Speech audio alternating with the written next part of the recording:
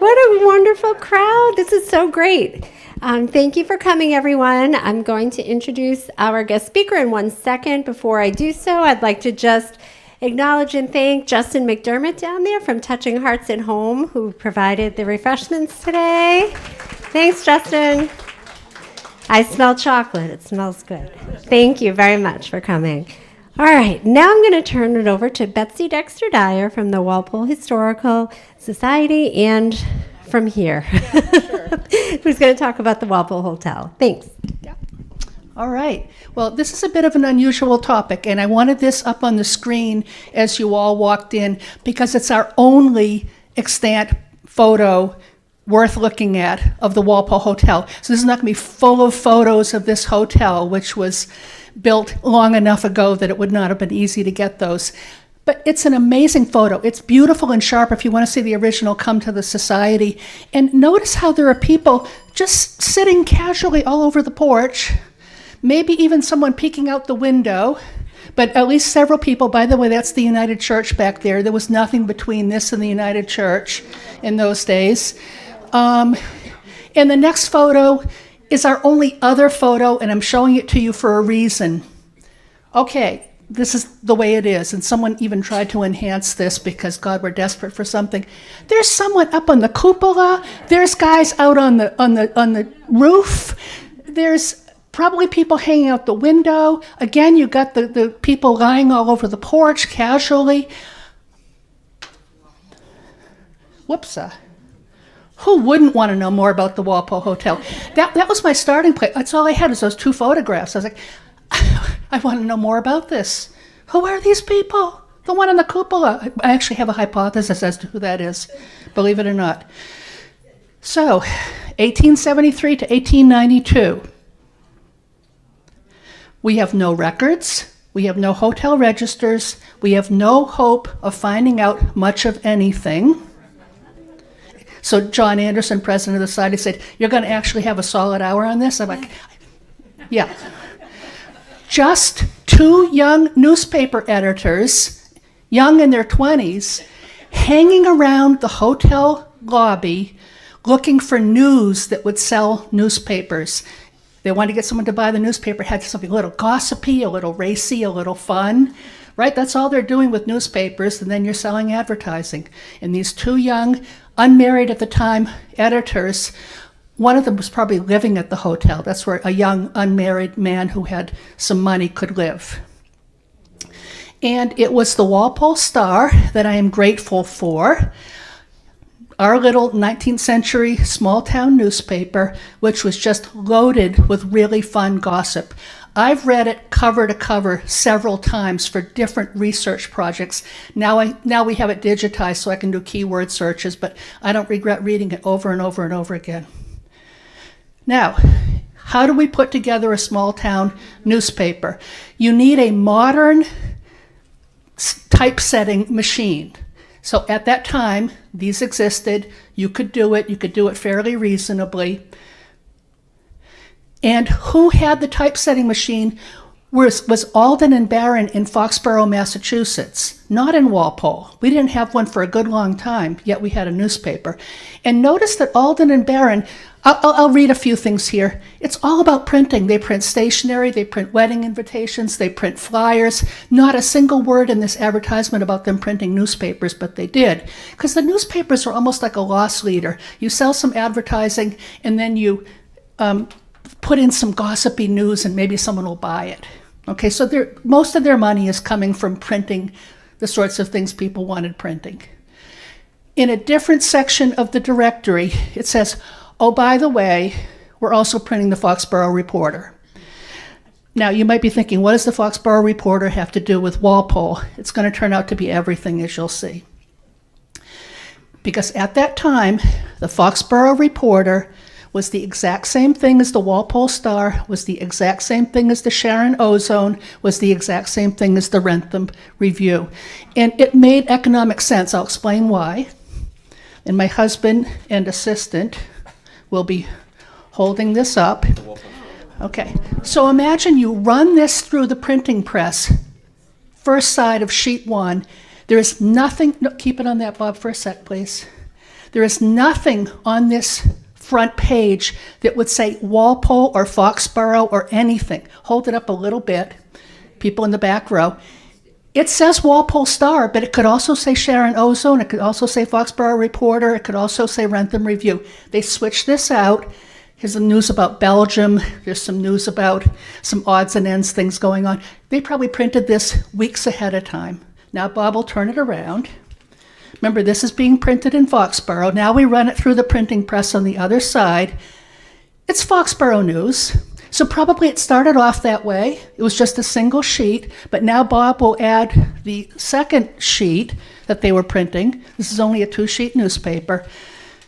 Trust me when I say, here's your Walpole news, here's your Sharon news, here's your Rentham news, here's some other towns as well. Identical from town to town. You could read all these little towns' news in the Walpole Star, in the Sharon Ozone. Thank you, Bob. All right, so we've covered that, but we also need to know where the news was coming from. You could post news, and in fact, I don't think there was any other place to post news. You could post news in the hotel lobby. They had a box there. So if you were staying at the hotel and you're up to some kind of hijinks, you just walk down in the morning and you might post a little something by dropping it into the box. Does it sound like Facebook? That's my Facebook page, by the way. Does it sound like Facebook? Don't try to friend me. I'm not very friendly on Facebook. But does it sound like Facebook? Now, of course you can't read this, but I'm going to give you some highlights, and you tell me if you don't think these articles sound like that. This is the Walpole column from October 1887. John Mann, just back from his trip south. Period. Okay. A large weasel seen chasing a squirrel. And there's also cat and dog news in there too, if you might imagine. A pool room is not to be. There's a lot of griping about pool rooms, which I'll get into later around this particular talk. But in this particular case, someone wasn't going to get their pool room. I see my pool friends looking shocked. All right. Ice cream, cake, and other refreshments at the May Festival. The clock on the townhouse stopped Tuesday night. Big news, right? But someone just dropped that in the hotel lobby. An anonymous correspondent who calls himself North Ender, he's from North Walpole, accuses the selectmen of neglecting their duty and then endorses them. Okay. There's all kinds of nonsense like that in there. And all kinds of, you'll never guess what happened at the Walpole Hotel. Easy to post whatever it was. Yeah. Plus lots and lots of church news and temperance society news. If you read only the church and temperance society, you'd think that Walpole was a dry town. But it was not. There was just two different parties in town, pro and against. All right, so where was the hotel? I want to show you why it was in a great location.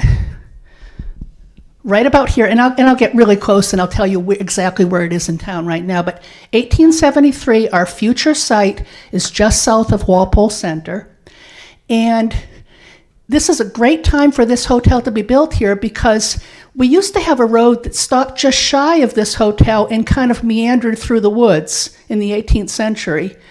But by the time this hotel was built, we had built a nice straight road all the way through past the hotel, all the way through Cedar Swamp. Furthermore, we had a nice railroad coming through in the 1840s. So you were getting railroad traffic and you were getting stagecoach traffic. You were getting travelers of all sorts coming right by the Walpole Hotel. In fact, it's amazing it wasn't built before 1873, but it wasn't. I just want to show you the only other, I guess, picture we have. See, it's a pretty substantial building right there on Main Street. There's the United Church that we were seeing in the background. This is 1882, so this is some years later, so the Craig House is already built there. All right. But it's across the street from the Napper Tandys, okay? So there you go. Next time you're at the Nappers. And it's pretty much on this lot. You can see Nappers down there. There's nothing there that would say Walpole Hotel. This is a business here. But this was probably the side lawn of the hotel. Corner of Greenwood and Main Street. Okay? You can visualize that. All right, now this is going to be a little outline so you know where I'm going on this. I'm going to go landlord by landlord. They switch them out pretty often. The hotel wasn't around for that many years, but these landlords would get themselves into trouble for what I call excessive frivolity and jollity in hosting. All right. It starts off kind of dismally, though.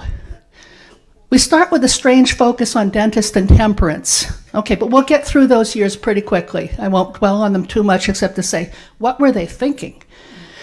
All right, then we have D.E. Chamberlain, our first real landlord, and his warm hospitality. Then we have, a fire. Yeah, first of two fires. Place burns to the ground. Yep. And then we have James Manning, a great optimist. He's going to arrive and be our landlord. Then we have A.O. Grant, and music is heard throughout the neighborhood. Newspaper articles about just how loud it was. Then William Horner, a great favorite of bicyclists because bicycling was beginning to be the craze. Then the widow Manning, let me just point out, her husband James died. That's why we had the transition here. She still owns it. She wasn't that wild about what was going on. She'd had just about enough of it.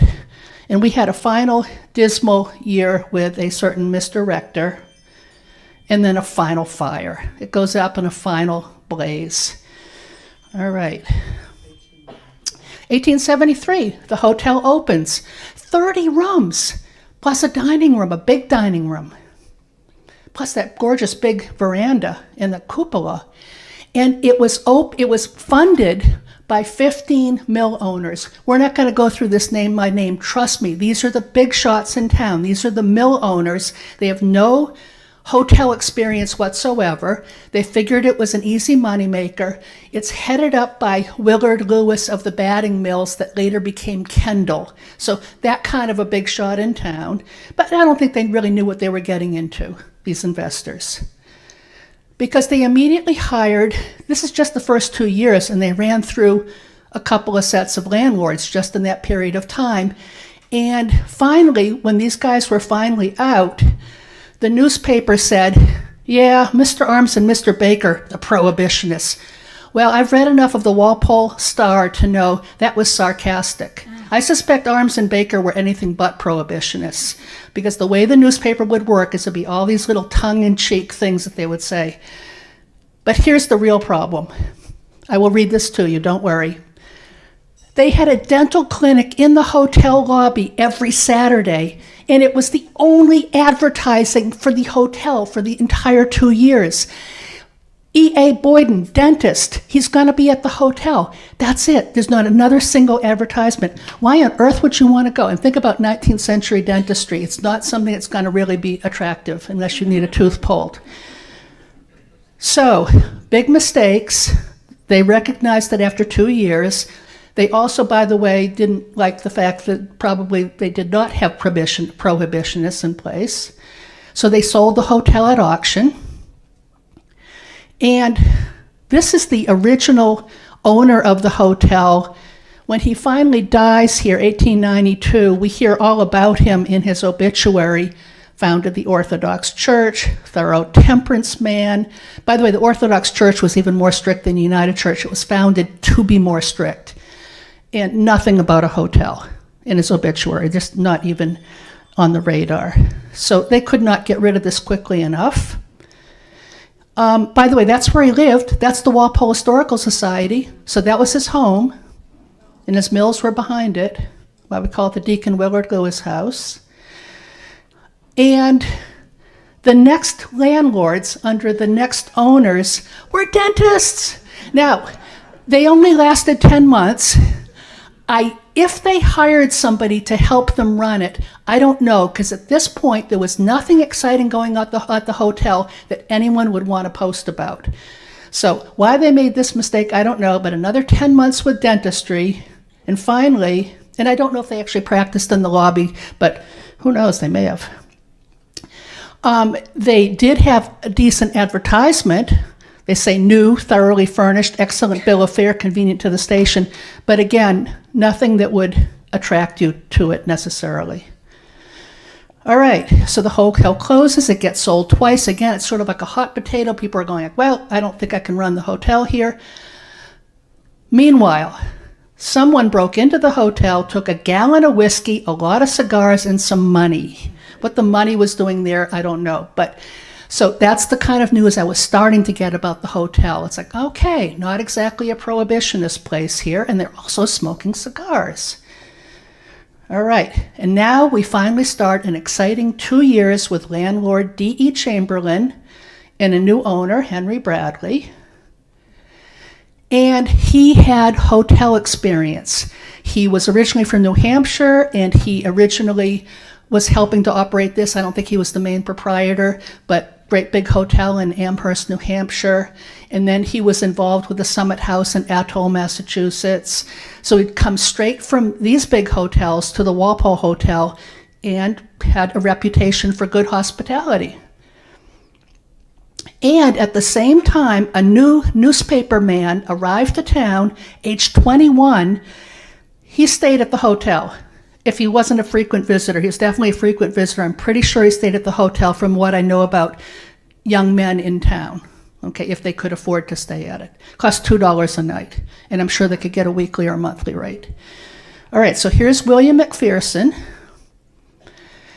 And you're going to see over and over again, whenever they change landlords, it's always newly opened, beautiful location, near the railroad, free carriage from the station. Great idea, right? They're going to pick you up at the station. And he was known for his hops, and that's what they called them in those days. I wish this were the Walpole Hotel, as you can see the fine print. This is from something described by Mark Twain in New York City, but famous for his raucous dances held at the hotel called hops. And of course the newspaper would report on those. And by the way, just a couple of lines would do, right? There was a wild hop at the hotel last night.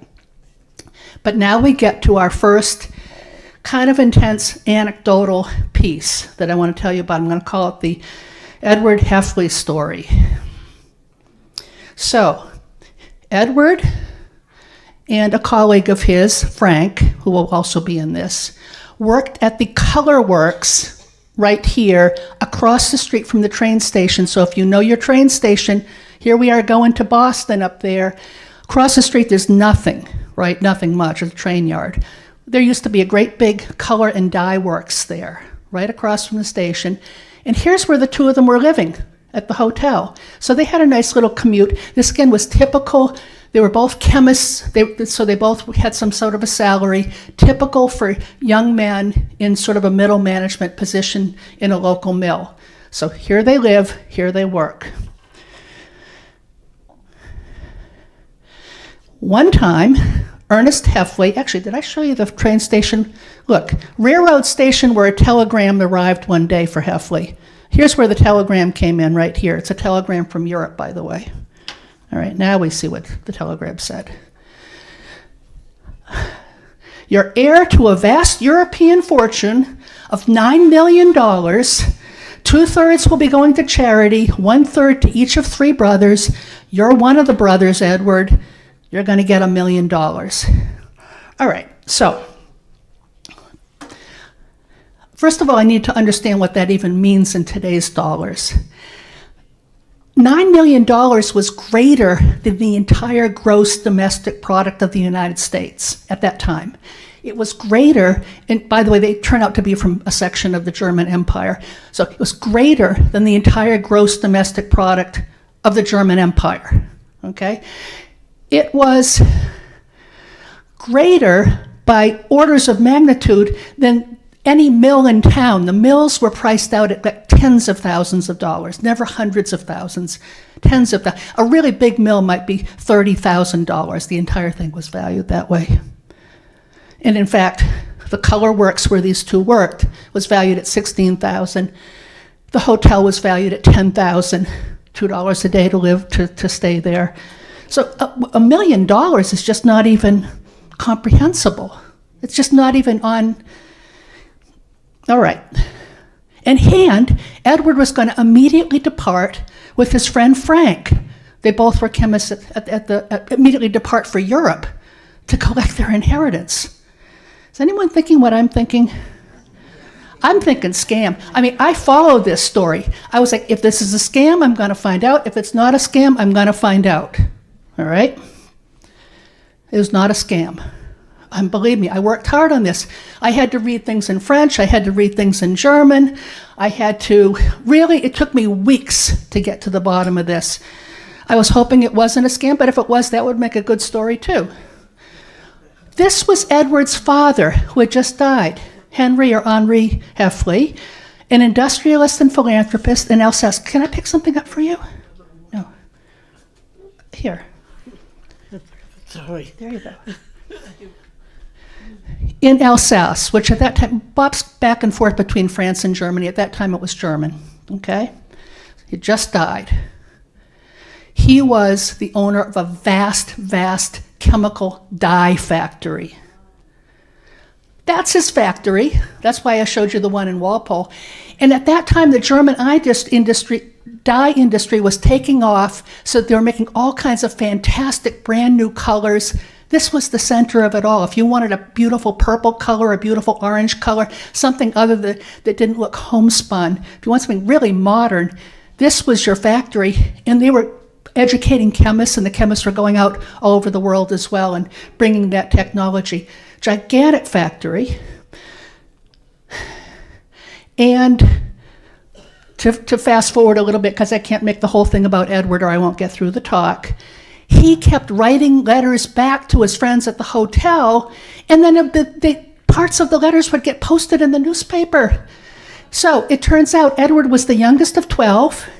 He was a little bit rebellious. He was described of a roving disposition. He decided to leave home at a relatively young age and depend entirely on his own resources. So he was rebelling against the family wealth, right? But he was a chemist, so I followed him to England, where he was a chemist in England. Then he was in Lowell, Massachusetts. He was a chemist there. Then he was a chemist in Walpole. But he apparently kept his forwarding address with the family. The father dies, $1 million. He takes Frank with him to Europe. And they live here. They actually buy this Chateau of the Four Turrets, and they have a grand life because they're writing back occasionally to the hotel, to a friend at the hotel. I know who the friend is actually, but friend of the hotel. And then he drops the little posts into the newspaper box. All right, so are they a 19th century openly gay couple? I will say something. The word openly, not, because no one dared to be in those days. It was completely illegal, all the way into a good part of the 20th century, still illegal in some countries. So, yeah, they were. And here's how I found out. It's kind of a sad story. Had to read some German language newspaper article for this one. Even though their wealth protected them probably from a lot of scrutiny, they both, about 10 years later, had to spend some time in jail. They recovered from it, I think. And anyway, I tracked it all down. They were genuinely wealthy, and they were a couple of interesting people, I think. All right, I could say more about them. You have to read my book if you want to know. Back to the hotel. We got to get back to the hotel. All right, and it's going to be still about Edward. This is our heir to the $1 million.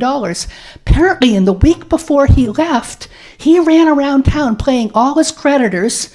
Apparently he had quite a few for some reason, and much more. I think he was laying tips out. I think he was giving bonuses. I think he was handing out cash to his friends.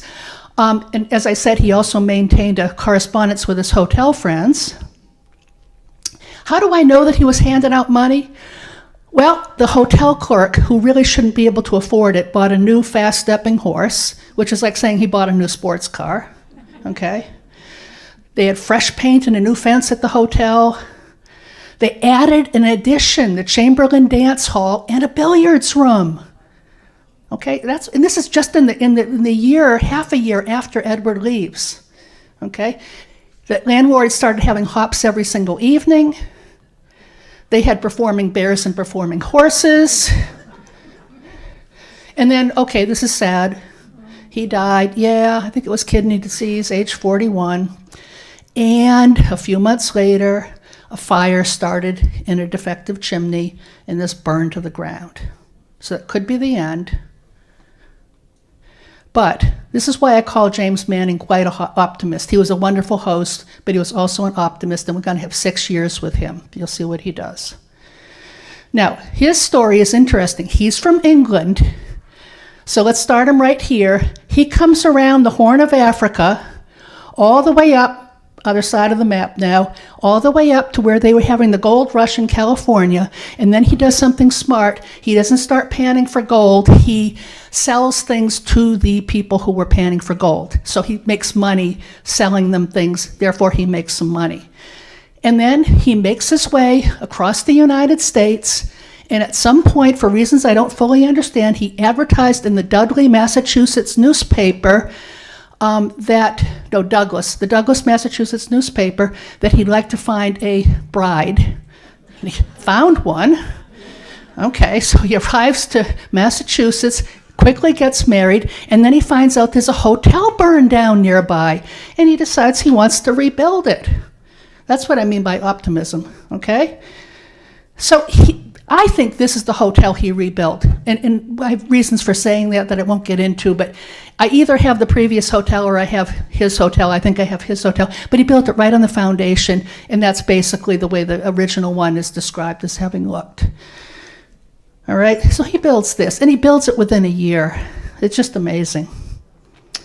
All right, and he starts advertising it. First of all, he says rebuilt, of course, refitted, first-class country hotel and stable. And then he proceeds with his 6 years.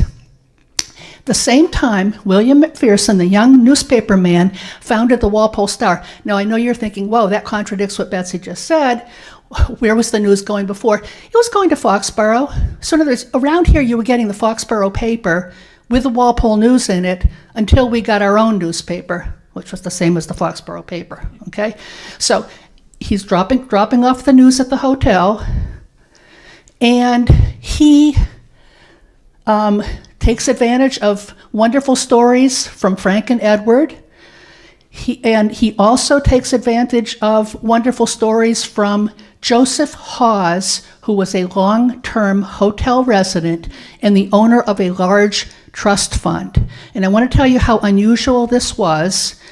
Joseph Hawes was not the son of a mill owner. Lucky him, because there were a lot of rich young men around town, but they were stuck being the son of a mill owner. So, for example, if you were this, Burden's son, yeah, your family had some money, but you were having to learn the business from the ground up. I mean, you were starting in the mailroom, and you were working your way up because you're going to own it someday. You did not have a lot of leisure time to be hanging out at a hotel. You were this young man, Willard Lewis. He's the heir to the Lewis batting mill, so he's stuck with that. So to be a young man with a trust fund, which he got from his family after they died, meant that he had a lot of leisure time on his hands, which he used. And I think this is him. Okay, so I think he's somewhere in this photo, but I actually think the photo where I show you the cupola, I'm pretty sure he's somewhere here, but the one where there's someone up on the cupola, I think he might be there, and I'll tell you why. He liked things that go up in the air. You'll see. All right, tell me if this doesn't seem like Facebook. All right, this is Joseph. This is our heir to the trust fund. It says in the newspaper, Joseph has just departed from Walpole. Now, the Nantucket newspaper where he's going to does the same thing.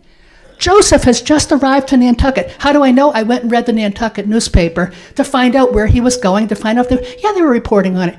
He had spent the entire summer in the Springfield house, and then the Nantucket paper would say, and now Joseph is departing from Nantucket. Farewell, Joseph. And then the Walpole paper would pick him up. Joseph has just arrived back to Walpole, where he lives at the Walpole Hotel. Facebook or what, right? So we know his whereabouts blow by blow. And he had many, many hobbies, some of them expensive. One of them was homing pigeons. And by the way, he was also into fancy pigeons. I'm not going to show you a whole bunch of pigeon pictures, but pigeons can get a whole lot fancier than this. He started a pigeon craze in Walpole amongst all sorts of people who were raising poultry. They started raising fancy pigeons on the side. They would have down at town hall a pigeon show, showing off their fancy pigeons, but he was especially into homing pigeons. And here is the house he ended up in on Main Street, still exists. And somewhere in there probably was a pigeon loft. I'm not sure. I've studied the house a little bit. But I also think he might have been flying them from the cupola. I mean, really. Because look, here's what he did. He took some of his pigeons down to Nantucket and had them fly back to Walpole. So we have it in the Nantucket news and we have it in the Walpole news. And I love to think that where are those pigeons arriving to but the cupola of the Walpole Hotel. And yeah, he probably went up and stood there.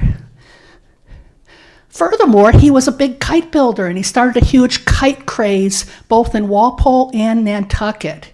Because again, the newspapers are excitedly reporting on his doings. So he supposedly had a kite called the Excelsior, the largest kite ever flown, 19 by 9.5 feet, could be seen for 5 miles. It was red. And the newspaper said it takes 4 men and a cyclone to get it airborne. So this is a person who likes things in the sky. That's why I place him on the top of the cupola. Hope it's him. There he is. There he is. See, don't you think that's him? Yeah. God, I wish I could have met him. And he had plenty of other hobbies as well. But again, we're not going to say too much about him. We're going to get to what happened to Manning. He died, age 61. His widow immediately hired a new landlord and announced that the hotel was to be run on strict temperance principles. And over the next few years, she would periodically announce that. It was not true. Okay, so now we're going to have a year with landlord A.O. Grant, and we're going to hear music throughout the neighborhood. That's his actual name, Alpheus Orville. All right, and he starts calling it the Walpole House, which is a slightly racier version of Walpole Hotel, I think. And he starts to become the destination for sleighing parties. And these are often moonlight sleighing parties from distant towns. And it would often be sleighs for twos. There'd be a young man and a young woman in there under the blankets, out at night with a bunch of other people as well. They might have like 20 sleighs come in. And he occasionally was written up for having dinner at short notice for 20 people on a sleigh ride. They come pulling up 10 o'clock at night, moonlit night, have a big dinner, and then head back out to wherever they were from. Sounds kind of exciting. Now, Facebook again. One of his sleighing dinners, remember we're talking about Facebook here. This is at 10 o'clock at night, right? Salmon, ham, tongue, corned beef, spare ribs, lamb, much more, plus 11 different desserts. You know how people photograph what they're eating for Facebook and they make it look much better than it actually was, or they exaggerate, like, oh my God, I was at a wedding and we had 10 different versions of something. This is just someone making fun. They're posting in the hotel lobby and going, wow, that was some big dinner last night. Then they go ahead and list it. He did not have all those things on hand. Okay, there was a big flood in 1886. Again, we have a little exaggeration because we're posting to the lobby. A.O. Grant fed 400 people who were stranded at the railroad station. I'll tell you how in a second. Population of the town is 2,500. I don't think there were 400 people at the railroad. I don't think you could fit 400 people at the railroad station, but all right, that's how they posted it. But it was the first telephone takeout order in the entire history of Walpole, because the phone had relatively recently been invented and then adopted in Walpole. I might give a talk on that next year. Anyway, there were maybe 50 people stranded at the railroad station. Railroad station had a phone, the hotel had a phone, 2 of the first phones in town. The food arrived within 30 minutes, and first takeout meal. Yep. So there's a bit of trivia for you. All right. And I actually show you, because actually, being the sort of person who tends to have things proven to me, I'm wondering if the Neponset River that's between the railroad station and the hotel was really flooded. It must have been some adventure getting the food across there, but okay, we'll take their word for it. I check these things. I'm like, where was the Neponset River? All right. July 5th. Now, Walpole has a habit of celebrating the 4th of July other dates. Right now we do 3rd of July. Newspapers are full of them using other dates. Now they're using 5th of July. They had the 26-piece Walpole Cornet Band playing 16 numbers in the yard. And they had a chorus of 50 children, it must have been every kid in town, drilled for the occasion, singing patriotic songs from the piazza. This is for their 4th of July in 1886.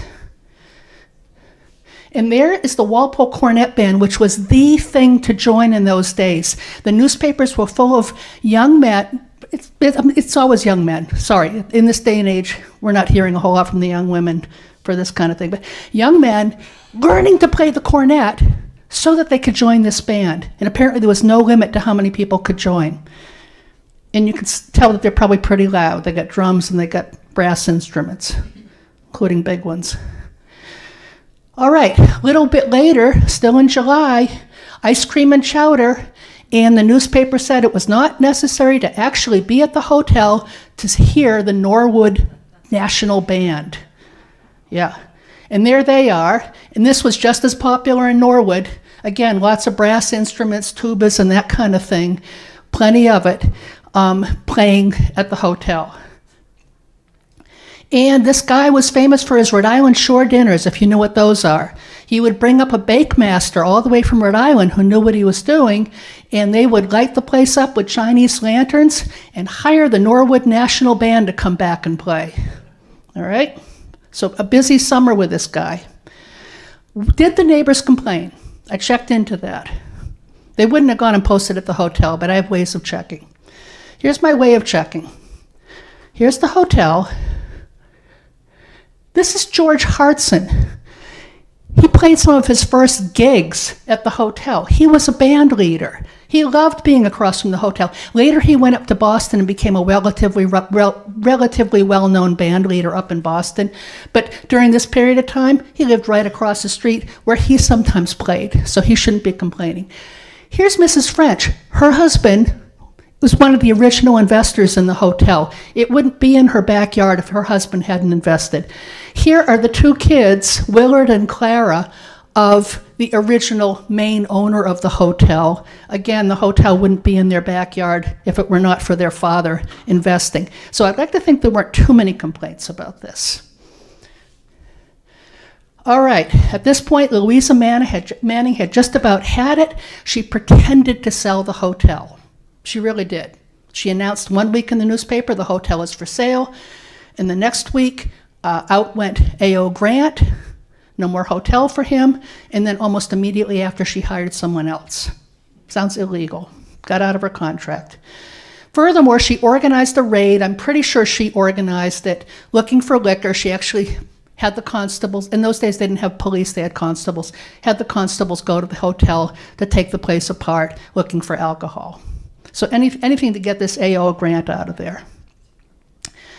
He went on and founded the Medfield Inn in Medfield, Massachusetts. So he did okay, landed on his feet. Occasionally we hear about him because he'll write his friends back in Walpole. And now we got a new landlord, hired by Louisa Manning, William Horner. I will call him a great favorite of the bicycle clubs. This is the beginning of the craze about bicycles in Walpole, but all over the world, in fact. And again, we're remodeled, we're refurnished, we're under new direction. The ads all pretty much say that, because that's what keeps happening. And it became an official league house of the Wheelmen's Association. Now, the directories like this were in every state and in every region of every state. Bicycle club directories describing road conditions, because they were going to be going on huge rides on their bicycles, describing the road conditions in every town and advising the bicyclists where they could stay to get a big meal, or if they were going on an overnight trip, where they could stay overnight. So when you become a league house, you're definitely in here and you're going to get visited by bicyclists. So here, for example, is the Attleboro Bicycle Club. I know that they've definitely visited, not too far up from Attleboro. So it was a really very serious thing. People had bicycles, they even had uniforms in some cases. And they would come for overnight rides, they would come for midnight rides, they would come in all kinds of circumstances and then expect to be fed on the spot in the hotel. The Jamaica Plain Bicycle Club making a moonlit run to Walpole, all the way from JP. The Roxbury and Attleboro Bicycle Club met at the Walpole Hotel for a famous cycling dinner. All right, let me get back to that. Famous cycling dinner. So they were inundated with cyclists at all times. All right, so now Louisa Mann is really sick of this. She closes the hotel for a year and sells all the furnishings. And there's a great hue and cry in the newspaper. What are we going to do? We've lost our hotel. When's it ever going to open? She sold all the furnishings. So not a good year for the hotel. Bought by a local man, Horace Briggs. He installs Joseph Rector. And then I'm trying to figure out whether it's just that Joseph Rector was not a very inviting landlord, or whether it was just a change in the attitude at the time, or just a run of bad luck. But I'll tell you the sort of things that happened when Joseph Rector was in charge. Oh, here it is, newly furnished again. Okay, it's always being newly furnished, new proprietor. All right, bad press or bad luck. Could have been bad press. You know, doesn't take much. There's a box in the lobby for you to put this bad press into. All right, it's still a league house, but Walpole had just instituted new laws and new fines about where bicyclists may travel. And that was true for a lot of towns because it was starting to get out of hand with bicyclists going up on sidewalks, bicyclists cutting off pedestrians, bicyclists scaring horses, bicycles taking over the downtown part of town. So yes, it's still a league house, but no, Walpole is not quite as friendly as it was, and other towns weren't either. Look at this massive number from Waltham. Right? Imagine them pulling into town with the dust kicked up and the sidewalks being used. Furthermore, they'd have bicycle races town to town, in which all holds were, you know, they were just going as fast as they could around corners and, you know, up on sidewalks. So, furthermore, he started to have problems with people not paying their bills. So let me explain what goes on here. We have a theatrical company in town, okay? Theatrical companies would indeed stay at the hotel. We'd hear about them. They didn't pay their bill. Landlord Rector held them there until they had their next gig, and then he accompanied them, and I think he had to go out to in direction of Webster and there, accompanied them, and he's the one that sold the tickets to get his money back. So not the best newspaper story to put out. There was a sleigh crash due to inebriation. Now, you might wonder, weren't there sleigh crashes before this due to inebriation? Yeah, there probably were. The fact that they reported it, because they would sometimes be a little bit discreet about these things. So sleigh crash due to inebriation suggests that somebody had just about had enough of the sleigh rides as well. A grand bluff game by a con man. There was a little article, I wish it were a longer article, but a short article saying that con man was in town. A demented woman was staying there. That was kind of sad. Yeah, kind of a description of that. So not a great year for the hotel. All right, and then here's the problem. Rector and his family moved out to a location downtown. This is like 100 feet from downtown. This is downtown. He moved out of the hotel downtown, and a day later, the hotel burned to the ground. Yeah, all right, it gets worse. Here's the evidence for arson. And by the way, this is an unusually long article in the paper, so whoever put this into the paper was pretty upset. First of all, the fire started after midnight, simultaneously in the hotel and barn. Really? Simultaneous. Okay. And the nearby blacksmith shop was also destroyed. That was the, I won't try to describe it where it is, but, all right. So anyway, evidence for arson, but it continues. Nobody was in residence. All the guests had been cleared out. We know Rector had gone downtown the day before. No animals were in the barn. Smell of kerosene. Oh my goodness. And by the way, buildings are just burned to the ground. The fire department, you couldn't put out a fire in a building that size. big old wood building. The firemen were able to save the billiards table. Now, it's in the newspaper. Now, I have this especially for my certain friends in the audience.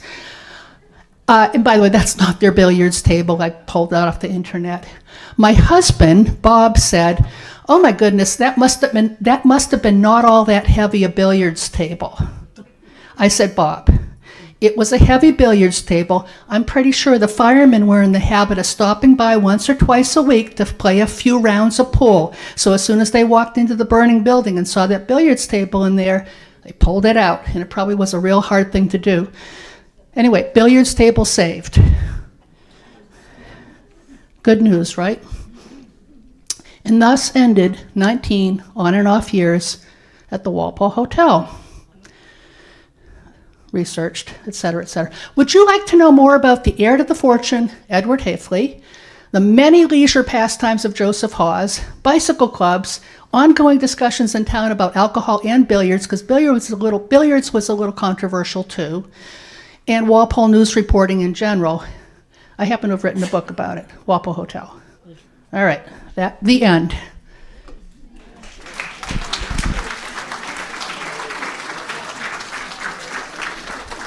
Any questions? Yes. There are a lot of descendants in Walpole that are still alive and well and living in Walpole. Am I correct? Some of those names are like Lewis and Boyden. Oh, Lewis, the original owner, absolutely. Yeah, I mean, Lewis's were here forever. Boyden's a big name, but none of the landlords were from town. And I looked for direct descendants of Joseph Hawes, because he's such an interesting guy. I tracked him down a little bit, but he never got married, and so he doesn't have any direct descendants. Yeah. Other questions? Yes, Ed. What? No research as to where the billiard table is? Wouldn't we like to know, Ed? Ed is one of my pool friends. We would love to know. I would like to think that it got hauled to some place where it was used, right? Yeah, maybe the firehouse. All right, you have a question? Can we access the digitized copies of Walpole Star? Yes, you can. And I'm drawing a blank as to how. They're all digitized now. What I'm drawing a blank on is whether the Walpole Library is currently hosting them. They might be. So I think you can get digitized, quite a few years of the older digitized copies at the Walpole Walpole Public Library historical site online. I thought that those were like bitmap versions, though, where there were just pages, where you had to scroll. If you wanted to read something, you had to read like. That's why I paused. I don't know if we want to get really technical here. I think you're right that the Walpole Public Library, it's not keyword searchable, but if you come to the Walpole Historical Society, we will put you onto a Mac that will allow you to keyword search. It's a little bit of a difference with whether it's a Mac or a PC. A Mac can do a keyword search on it. So you have to come to I have it at home. I mean, I'm searching them all the time at home on my Mac. So, other questions? Yeah. Is there any reason why there isn't a hotel in downtown Walpole right now? And what would happen if we made the old town hall into a little hotel? I love the idea. Actually, and that was asked in the newspaper over and over again in the subsequent years. Why don't we have a hotel? What's wrong with Walpole? We don't have there were newspaper articles for years after about that. Here and there were boarding houses. Here and there were rooming houses. Nothing ever like the Walpole Hotel again, like that, anywhere except out on Route 1, right? Yeah, Route 1. Okay. Other questions? All right. Well, another one. All the historical homes that are on Plimpton Street, are they tied into the same era? Quite a few. Some of them predate this. Some of them are like the 1820s, 1830s, 1840s. Some come a little bit after. So yeah, this is sort of 19th century Plimpton Street, 19th century downtown Walpole. Yeah. Yep. But isn't there an online narrative done by the guy that wrote the book about that area? Plimpton Street? Yep, so if you go, George Ransom. That's right. Yep, so George has a lot of things that, in fact, he's probably given lectures here about it. I watched it end to end. It was terrific. Yeah. Another fascinating area of town. Yep. All right, other questions? All right, well, thank you for listening.